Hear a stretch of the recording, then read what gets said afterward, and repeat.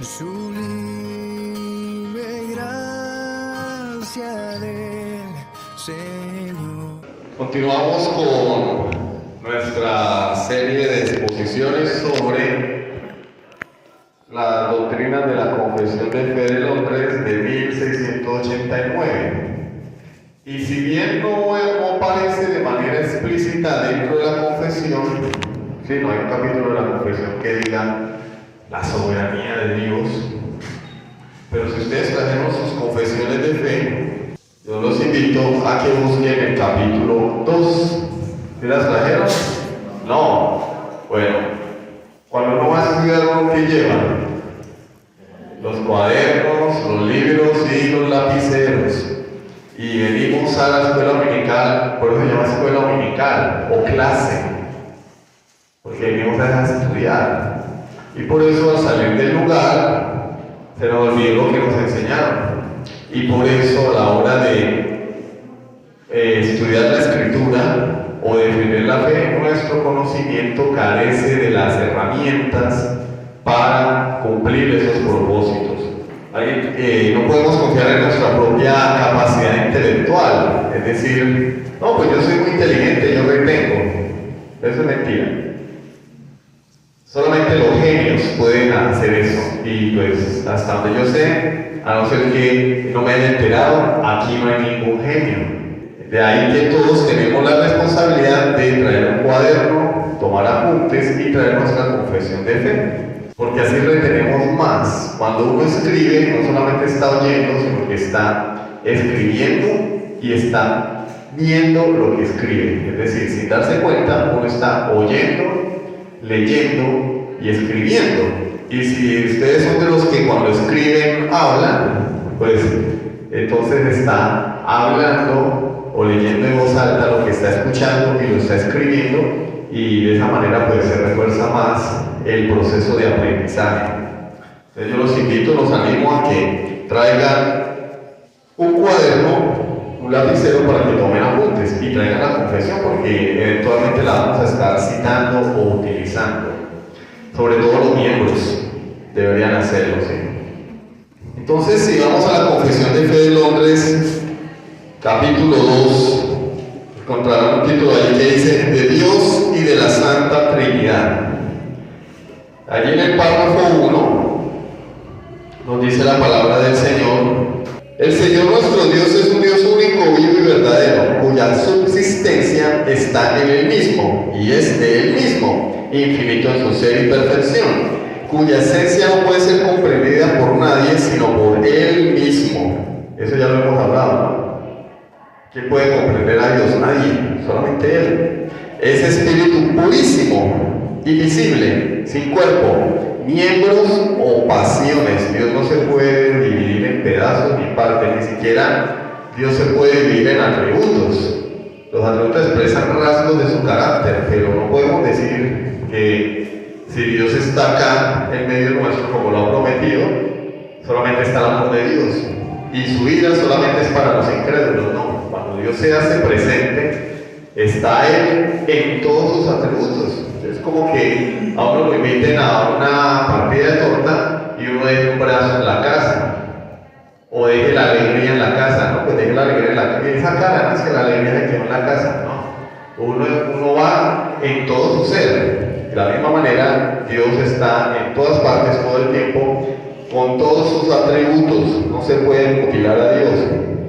El único que tiene inmortalidad y que habita en luz inaccesible, es inmutable, inmenso, eterno, inescrutable, todopoderoso, infinito en todos los sentidos, santísimo, sapientísimo, libérrimo. ¿Qué es libérrimo? Podríamos decir librísimo, ¿no? Pues cuando decimos librísimo pensamos que es un libro buenísimo. No, libérrimo es el superlativo de libre, ¿sí? En lugar de decir librísimo, pues decimos libérrimo, ¿sí? Y el superlativo de pobre, paupérrimo, paupérrimo. Podríamos decir pobrecísimo, pero no, es paupérrimo. Cuando queremos decir que algo es pobre, pobre, pobre, paupérrimo. Y el superlativo de libérrimo, o sea, él es lo más libre posible. No tiene ataduras con nadie, no tiene compromisos con nadie. no le debe nada a nadie, no hace nada por nadie, Él es libre, absoluto, que hace, oído, que hace todas las cosas según el consejo de su inmutable y justísima voluntad, para su propia gloria. Hace todas las cosas según el consejo de su inmutable y justísima voluntad, para su propia gloria. Y allí pues tenemos a Efesios capítulo 1, donde nos dice el Señor que Él todo lo hace para su propia gloria, conforme al designio de su voluntad, el puro afecto de su voluntad. Está en la Escritura. ¿Sí? Entonces tenemos allí la soberanía de Dios. Vamos al párrafo 2. Párrafo 2. Teniendo Dios en sí mismo y por sí mismo toda vida, gloria, bondad y bienaventuranza, es todo suficiente en sí mismo y respecto a sí mismo, no teniendo necesidad de ninguna de las criaturas que ha hecho. ¿Dios te necesita? No. Pero en cierta congregación de cuyo nombre no quiero acordarme, yo escuché una vez un predicador, varias veces a diferentes predicadores, pero me acuerdo de uno en especial, por una característica, no lo voy a decir porque es alguien se ofende, y él decía: Dios te necesita para cumplir su sueño. Ahora resulta que nosotros somos el sueño de Dios, o vamos a cumplirle a Dios sus sueños, y ahora el mundo al revés. No es Dios el que nos da a nosotros dones y galardones, y el que cumple nuestras peticiones y deseos conforme a su soberana voluntad, sino que nosotros somos los que vamos a cumplir el sueño de Dios. Por eso Él nos necesita. Suena bonito, ¿cierto? Suena bonito. ¿Cuánto le gusta que la esposa le diga: mi amor, te necesito? Pues se me viene a la cabeza una canción de los Tupamaros: te necesito, ¿qué le vamos a hacer? Tengo en la cabeza un poco de cosas. ¿A cuánto le gusta sentirse necesitados? La indiferencia no es agradable. A nadie le gusta la indiferencia. Que la gente le da a entender a uno que uno es un cero a la izquierda, que más valor tiene una piedra que uno. No. Es bonito sentirse necesitado, es bonito sentirse ser relevante. Pero en cuanto a Dios no te necesita. Hermano Javier. Es que como es una enseñanza que transmite no solamente con palabras sino cantado, hay un canto que dice que Dios está buscando hombres de valor, hombres que quieran al mundo cambiar, y realmente eso se centra en el hombre, porque realmente el único que puede cambiar al hombre y al mundo es Jesucristo. Esa es la razón por la cual la predicación bíblica no gusta, porque no es centrada en el hombre, es centrada en Dios. Yo pensé que me iba a cantar en los Tupamaros, hermano. Ya esto lo volvemos a cantar la canción de los Tupamaros. Es un evangelio antropocéntrico. Antropos, hombre, pues céntrico, pues céntrico. Eso no hay que traducirlo, ¿no? Es un evangelio centrado en el hombre. Pero la Biblia no es antropocéntrica. La Biblia es cristocéntrica. El centro de la Biblia es Cristo. La estrella de la Biblia es Cristo. Lamentablemente, y pues la trampa de Satanás en el huerto de Edén, Génesis capítulo 3, ¿cuál fue? Serás como Dios. Y venimos de una congregación donde nos dijeron que nosotros éramos el centro del universo. Lamentablemente, y venimos con esa inercia. Siempre pensamos en función de mí mismo, de mi yo. ¿Qué me van a dar? ¿Cómo me van a atender? Lo que me gusta, lo que no me gusta, a mí. Pero la Biblia es teocéntrica. Jesús es el centro del universo. Él es el soberano. Y Él no necesita de nadie. Absolutamente nadie. Por eso la confesión dice que Él es libérrimo. ¿Dónde quedamos? ¿Dónde? Sí, pero me perdí aquí en la puntuación.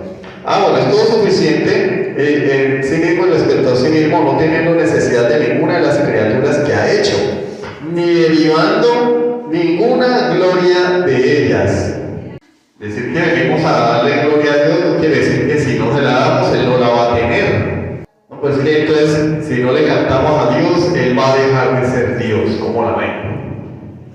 O como algunas denominaciones en las que yo pues tuve la experiencia de estar. Apláudale más duro, aplauda duro a Dios. Porque es que si le aplaudo un pasito no vale, no me va a escuchar. Ore en voz alta. A Dios le gusta es que le oren en voz alta. Clame a Dios, le decían a uno, ¿no? Y entonces le decían a uno que clamar a Dios era orar a los gritos.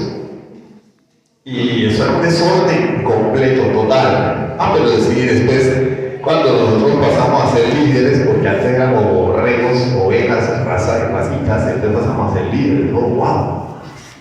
Pasamos a ser líderes, nos dijeron que eso era para aplicar la psicología en las personas. Entonces, a uno le daban la orden de, en la oración, caminar en medio de la congregación, y pues como la gente era con los ojos cerrados, no se dan cuenta que uno está merodeando, como león rugiente buscando a quien devorar. Entonces uno daba vueltas, escuchaba las oraciones de las personas, porque oraban en voz alta, y después uno tenía que ir a, si uno estaba dirigiendo, uno oraba conforme a lo que escuchaba, para que la gente dijera, ¡wow! El Señor lo reveló, ¡wow! O si era otra la persona la que estaba dirigiendo la oración, uno le decía a la persona, mire, ore por esto, mire, ore por aquello, mire, la hermana X está pidiendo por esto, ore por eso. De hecho, pues cuando yo tuve la experiencia de dirigir, había una hermana líder dentro de la congregación que hacía esa tarea y venía y me decía a mí al oído, pida por esto, pida por aquello, pero yo ni idea, hasta que me lo dijeron. Pues yo ni idea, yo decía, pero vamos a orar, y yo oraba por esas cosas. Pero yo no sabía que estaba manipulando a la gente, hasta que después me dijeron, no, se tiene que aplicar la psicología y por eso lo hacemos así, lo hacemos asado. Y después el que está allá orando dice, ay, el Señor lo reveló, ay, Dios está aquí moviéndose de verdad, el ungido del Señor tiene el don de ciencia. Manipulación. Así, no digo que todas, atención, pero sí la mayoría de denominaciones carismáticas, porque como los dones milagrosos cesaron en el primer siglo, pues hay que fabricarlos hoy,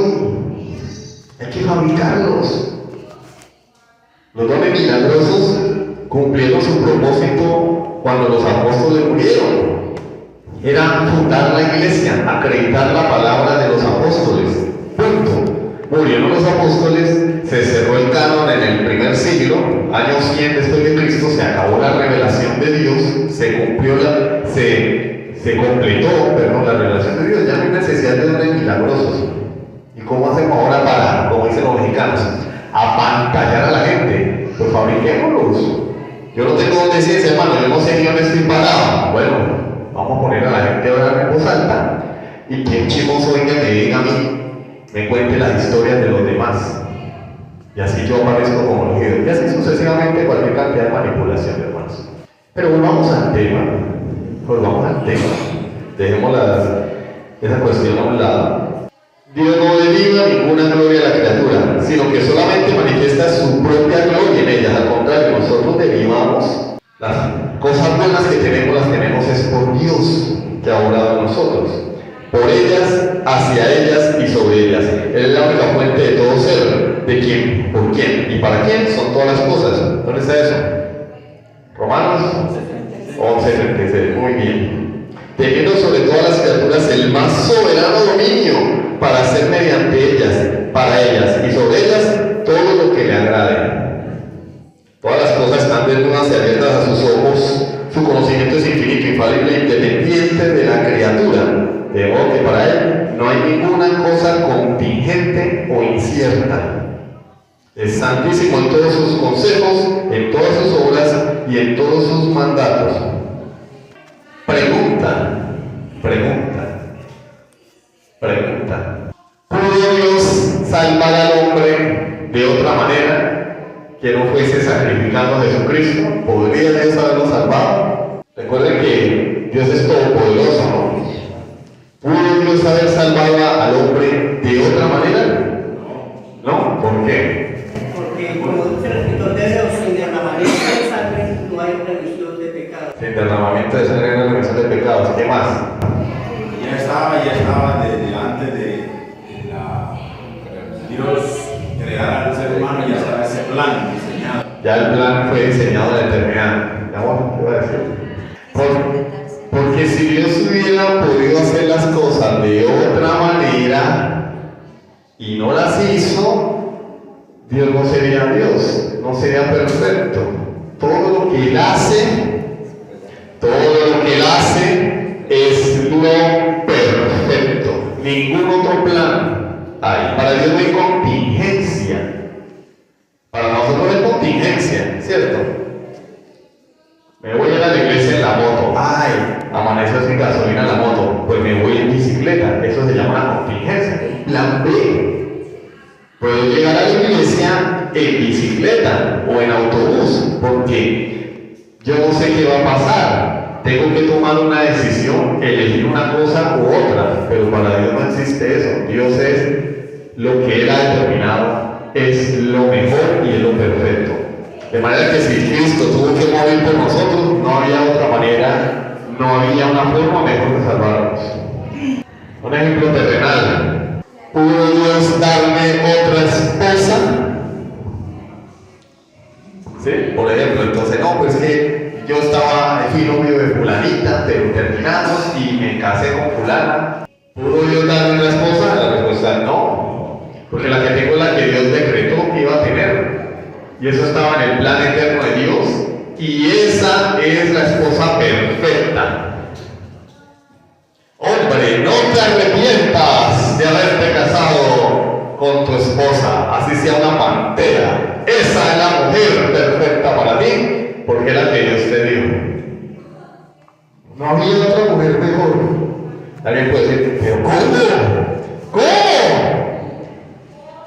Porque si yo soy de Cristo, eso va a ser para mí. Y si no soy de Cristo, pues ese era el decreto eterno de Dios de todas maneras.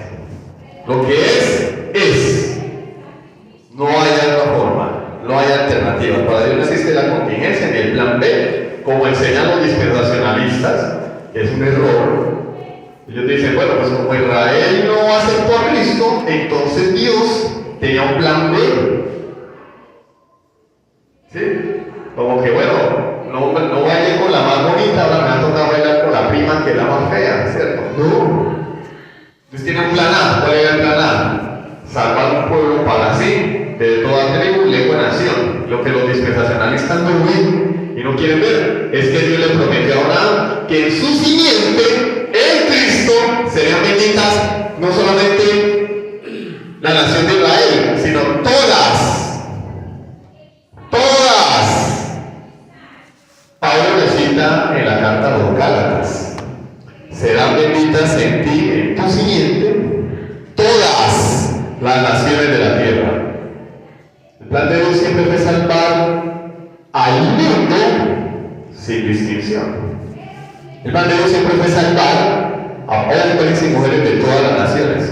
El plan de Dios nunca fue salvar solo a Israel. Bueno, pero la Biblia dice que el Israel era el pueblo de Dios, claro. Pero ese pueblo de Dios tenía un propósito. De ese pueblo saldría el Mesías. Y saldría la iglesia. Nacería la iglesia. Pero la iglesia crecería y se extendería a todo el mundo. Ese es el plan de Dios desde siempre, hermano. Desde que Dios puso al hombre en el huerto de Edén, ¿cuál fue el mandamiento que Dios le dio a Adán en el huerto del Edén? ¿Cuál fue el mandamiento que Dios le dio a Adán en el huerto del Edén? Fructificad y multiplicaos, llenad la tierra y sojuzgadla. ¿Cuál es el mandamiento que Dios le dio a la iglesia? Id y hacer discípulos a todas las naciones. Lo mismo. Llenen la tierra. Lo mismo. Ese siempre ha sido el plan de Dios. Los dispensacionalistas dicen, no, a Dios le tocó ir a los gentiles porque los israelitas no le prestaron atención. Por favor, ese no es el Dios de la Biblia, un Dios reactivo. Bueno, Israel no me prestó atención, entonces ahora me va a tocar irme a los gentiles. Bueno, peor es nada. No, Dios tiene un único plan: salvar un pueblo que Él eligió desde antes de la fundación de... Y el desarrollo de ese plan constaba de elegir a un hombre, de la descendencia de ese hombre, de la raza que descendería de ese hombre, traer a su Hijo Jesucristo para que Él fuera la salvación de todo el mundo. Pero Israel no era un fin en sí mismo, Israel era un medio para llegar al fin. Y ahora el pueblo de Dios, el verdadero pueblo de Dios, consta de todos los que creen en Cristo por la fe de Abraham, sin importar su nacionalidad. Bueno, continuemos. Hoy vamos a hablar, después de esta corta introducción, no mentira, porque ya mencionamos en la confesión de fe, ella habla de la soberanía de Dios, no de manera explícita, pero sí vemos contenido el concepto de la soberanía de Dios. Soberanía de Dios. Este es el atributo más odiado, el atributo más aborrecido por los hombres y por la iglesia. La iglesia odia la soberanía de Dios. A nosotros nos gusta el Dios omnipotente, el Dios omnisciente, el Dios que provee, el Dios misericordioso, el Dios bueno, el Dios que nos apapacha, el Dios tierno, el Dios de paz, el Dios de los ejércitos. Pero nos gusta el Dios soberano, porque tenemos en nuestras venas el virus de Satanás. Serás como Dios. Entonces, cuando a mí me dicen soberanía de Dios, por eso es que el 95%, 98% de las iglesias evangélicas hoy rechazan el evangelio verdadero. Rechazan al Dios de la Biblia. El Dios de la Biblia es soberano. No, el soberano es un personaje que se llama libre albedrío. Dios no lo puede violar. O sea, el libre albedrío está aquí, hermano, y Dios está acá. Dios no puede violar mi libre albedrío. ¿Cómo que no? ¿En serio? Entonces Dios no es soberano.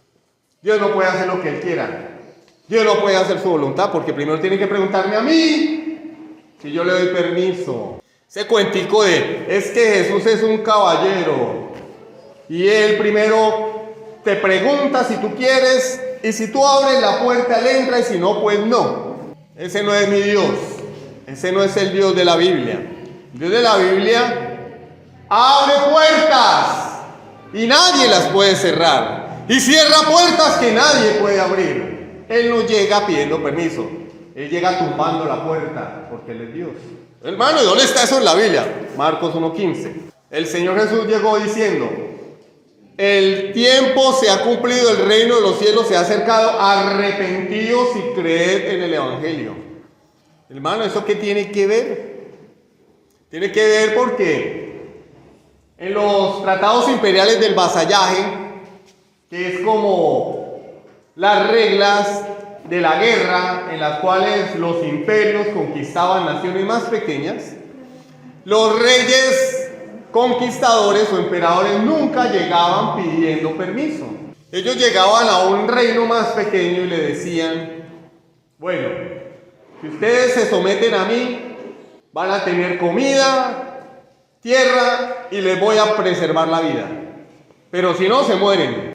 Y por eso Jesús llega con estas palabras: el reino de Dios se ha acercado, arrepentidos. El que no se arrepienta, se muere. El reino, ¿quieren pasarse a mi reino? Pues tienen que humillarse. ¿Cómo? Arrepintiéndose de sus pecados. Pero si no, en otro texto dice: arrepentidos o pereceréis. Hechos 17:30. Pero Dios, habiendo pasado por alto los tiempos de esta ignorancia, ahora manda. Mire que llega mandando, hermano. No es el Cristo que nos pintaron, nos vendieron una mentira.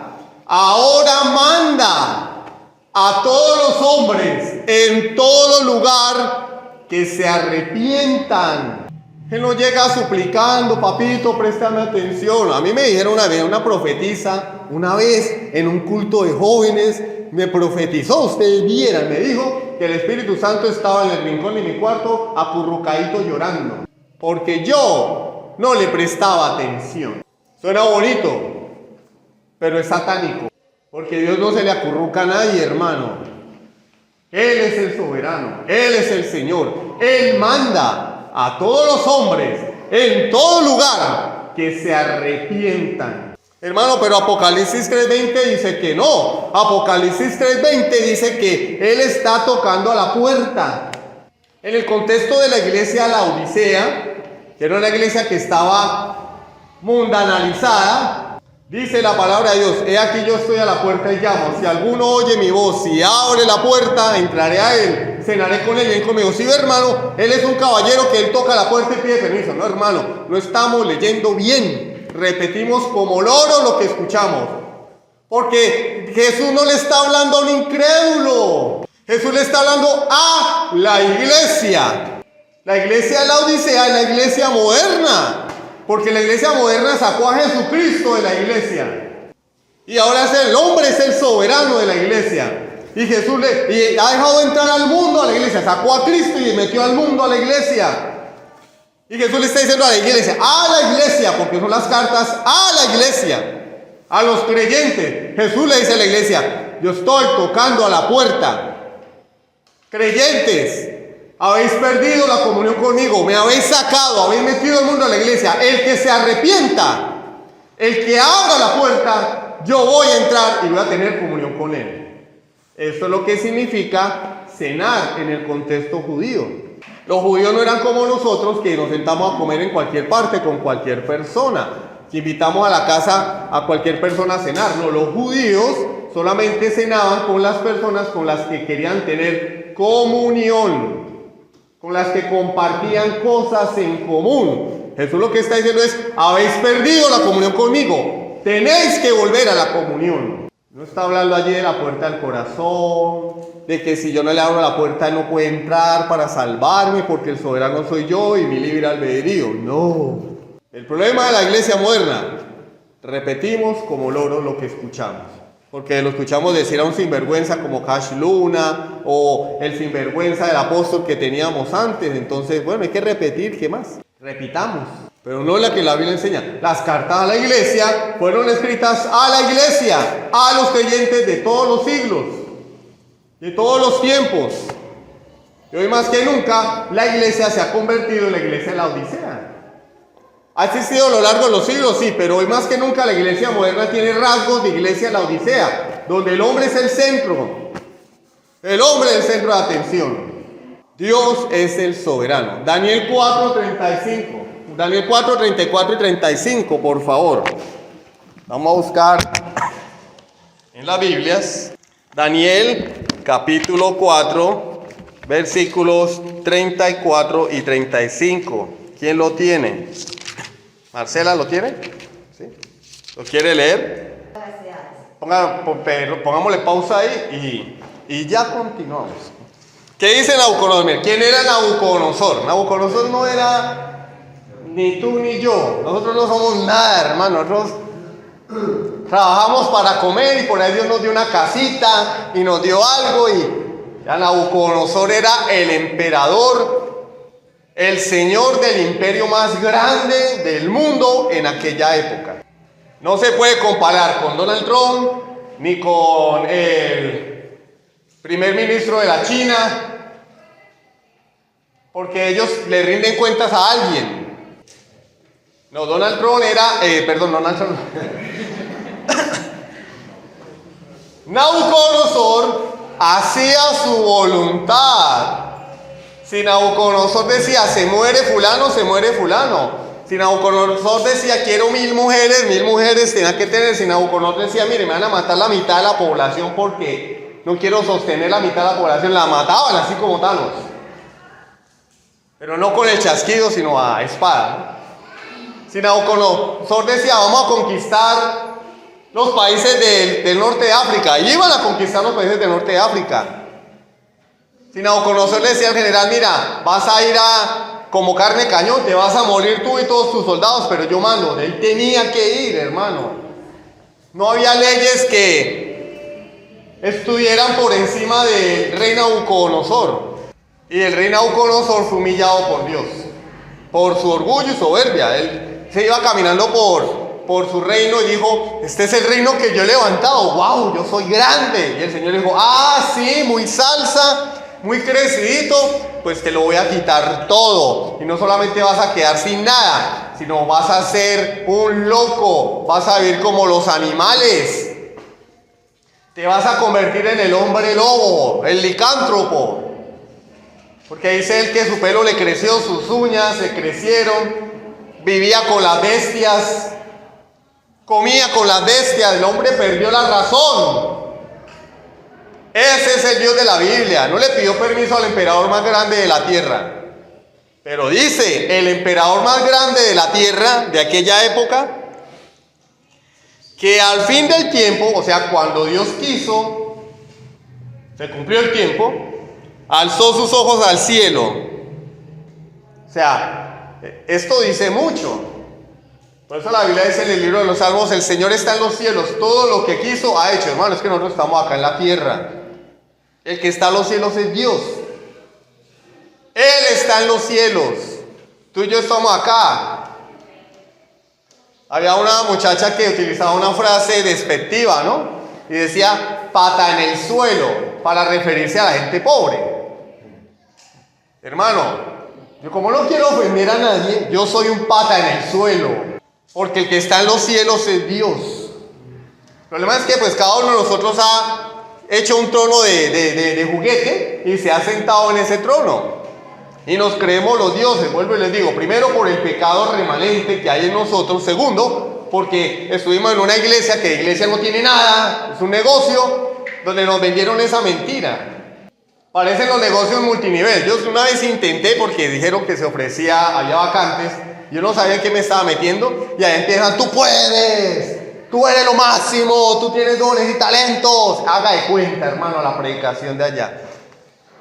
Tú puedes, explota tu potencial, bla, bla, bla. ¿Sabe para qué era? Para ponerlo a uno a vender.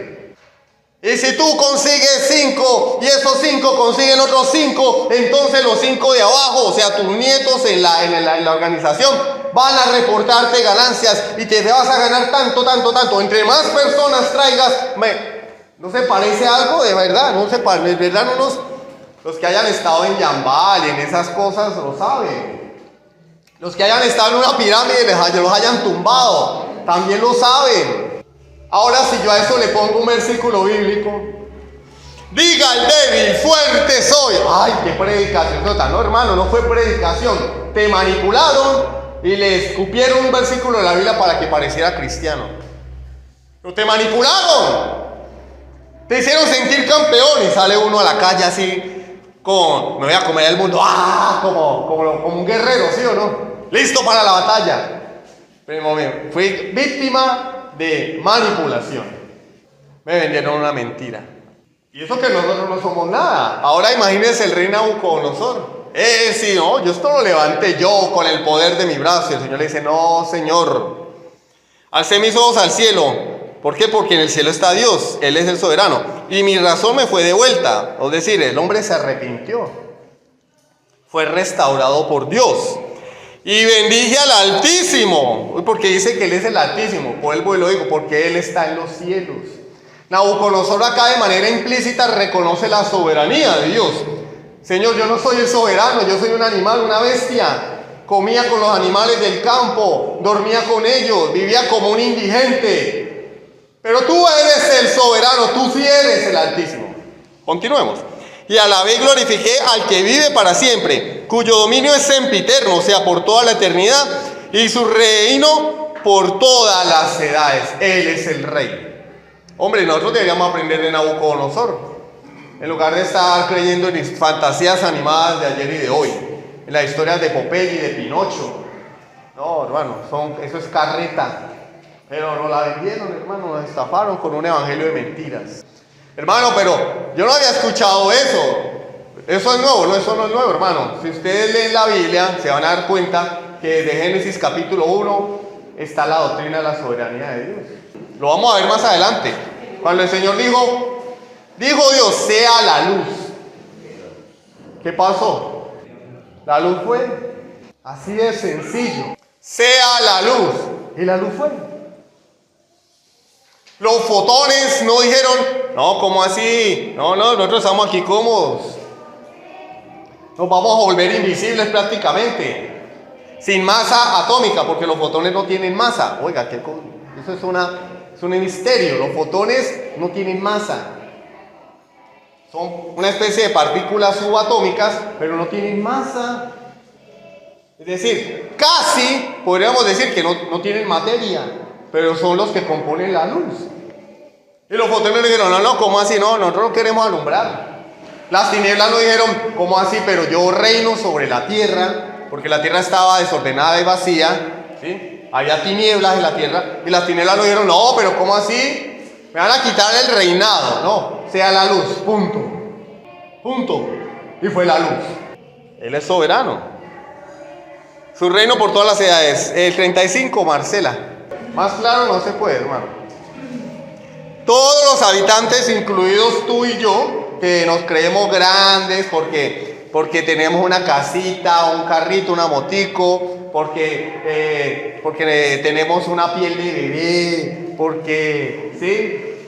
porque tenemos platica en Nequi, porque tenemos un negocito, porque vamos el domingo a hacer mercado, el sábado, ¿cierto? Porque dice la palabra de Dios que todos, incluyéndote a ti y a mí, somos considerados como nada delante de Él. Tú y yo delante de Dios somos nada. Isaías lo entendió. Cuando en el capítulo 6 de su libro entra en la presencia de Dios en el templo de Dios, era una visión, ¿no? No fue en realidad, fue una visión. Tuvo la visión de la gloria de Dios. Isaías, ¿qué hizo? Permiso para hablar, Señor, que llegué yo. No, hermano, el hombre se tapó la boca y dijo, maldito soy. Cuando una persona comienza a conocer a Dios a través de sus atributos, en lugar de estar defendiendo su famoso libre albedrío, se postra delante de Dios y se maldice a sí mismo. Maldito soy un pecador, Señor. Y hace como el publicano, Señor, sé propicio a mí, soy el pecador. Perdona mis pecados, Señor. Yo no sabía quién eras tú. No, tú eres muy grande. Ah, no. En la iglesia hoy le dan órdenes a Dios. ¿Se han visto? Le dan órdenes a Dios. Escuché esta semana a una predicadora cuyo nombre empieza por Joyce y termina en Meyer, que decía que, mire lo que decía la señora. No voy a decir la palabra burrada porque es muy fuerte, ¿cierto? La tontería que dijo esta señora. El Señor dice en su palabra, no cito el versículo, no lo dijo. El Señor dice en su palabra que le reclamemos sus promesas, que tenemos que recordarle lo que Él nos ha prometido. Ahora, yo digo, ¿en qué parte de la Biblia está eso? En ninguna. Pero es el pan de cada día en las iglesias modernas. Tú tienes que recordarle a Dios sus promesas. Tienes que reclamarle a Dios. ¿Yo qué tengo que reclamarle? Lean el libro de Job a ver cómo le fue a Job. El Señor le dice, papito, ya hablaste. Ahora yo voy a hablar y tú te vas a quedar callado. Y comienza a hacerle preguntas. Cuando yo creé el universo, ¿dónde estabas tú? Dímelo. Si tienes inteligencia. O sea, le dijo, bruto. Oye, tú hablas muy durito, te crees muy salsa haciéndome reclamos, sí, eres muy gallito fino, macho alfa, lomo plateado, pelo en pecho, sí, tú eres muy duro, pues te callas. Y ahora yo te voy a hablar y tú me vas a responder, ¿dónde estabas tú cuando yo creé el universo? Dímelo, si eres inteligente. Le dijo, bruto, necio. Nosotros, dizque reclamándole a Dios, hombre. Dizque recordándole las promesas, reclamándole las promesas, exigiéndole, dándole órdenes al Espíritu Santo. ¡Tócalos! Y la persona está ahí como que no sabe si ir al baño o caerse, le empieza a dar temblor en las piernas. ¡Más! ¡Ay, serio! Después de Dragon Ball yo no había visto nada más fantasioso. Porque yo sé que Goku tumba a la gente con el Kamehameha, ¿cierto? Lo vuelve nada. Este hombre le hace así y la gente sale volando. Hermano, pero es que yo lo vi con mis ojos. Es que en el mundo hay gente loca, hermano. En el mundo hay gente loca. El ser humano es sugestionable, es manipulable. Por eso el Señor dice en su palabra: y conoceréis la verdad, y la verdad os hará libres. Conociendo al Dios de la Biblia, al Dios soberano, vamos a decir: ay, que eso es diferente. ¿Yo cómo pude creer en eso? Ahora conozco la verdad. El soberano es Jesús. Él está sentado en el trono. Le fue dado un nombre que es sobre todo nombre. Delante de él se postrará toda la tierra, se doblará toda rodilla, toda lengua confesará que Boris es el Señor. ¿Sí? ¿Eso dice? Que cada luna es el Señor. ¿Eso dice? Que el apóstol es el Señor. ¿Eso dice? No. Toda lengua confesará que Jesucristo es el Señor. Él es el Señor, hermano. Y dice el texto: hace según tu voluntad. ¿Sí? O sea, Dios existe para cumplir tus deseos, como el genio de la lámpara. Él hace según tu voluntad. No, Él hace según su voluntad, la de Él. O sea, lo que Dios hace es la voluntad de Él. Es la voluntad de Él, no la mía. Es que somos más grandes que Jesús. Nos enseñaron que nosotros éramos más grandes que Jesucristo. En el huerto de Getsemaní Jesús ora: Padre, si es posible, pasa de mí esta copa, pero no se haga mi voluntad sino la tuya. Y nosotros decimos: no, haz mi voluntad. Yo declaro, yo decreto, yo reclamo. ¿En serio? ¿De dónde salió eso? ¿Qué sustento bíblico tiene eso? Es una falacia. El Hijo de Dios, Dios encarnado, el eterno Hijo de Dios, la segunda persona de la Trinidad, en su estado de humillación, en el huerto de Getsemaní, dijo: no se haga mi voluntad, sino la tuya. Mateo capítulo 6, el Señor nos enseña a orar. Vosotros oraréis así: Padre nuestro que estás en los cielos. O sea, tú eres el Rey. ¿Qué más dice? Santificado sea tu nombre. Venga a nosotros tu reino. No dice: venga a tu reino que yo soy el Rey. No, venga a tu reino. Hágase mi voluntad. ¿Dice eso el Padre nuestro? Hágase tu voluntad. En los cielos nomás, acá la hago yo. Yo hago mi voluntad aquí. No, en los cielos, en la tierra como en el cielo. Hágase tu voluntad en la tierra como en el cielo. Señor, tu voluntad se haga en toda la tierra y en todo el universo. La iglesia moderna dice que no. Ahora, ¿a quién le creemos? ¿A los falsos maestros que de forma adrede o por ignorancia enseñan esto? ¿O le creemos a la Biblia? Tenemos que ser honestos y dejar a un lado los prejuicios teológicos y los afectos. No, pero es que el pastorcito que yo tenía me caía muy bien, era muy buena gente, era puro amor. Pues porque era puro amor es que estás como estás, hermano. Era un amor de mentiras. Porque cuando uno ama a alguien, le enseña la verdad, no le enseña mentiras para sacarle la plata del bolsillo. Él es el soberano. Hace según su voluntad, oído, en el ejército del cielo, es decir, en el mundo espiritual, y en los habitantes de la tierra, acá en el planeta Tierra. Y no hay quien detenga su mano. Y yo veía a la gente que haciendo marchas, que ungiendo ureña y decretando que la frontera se iba a abrir.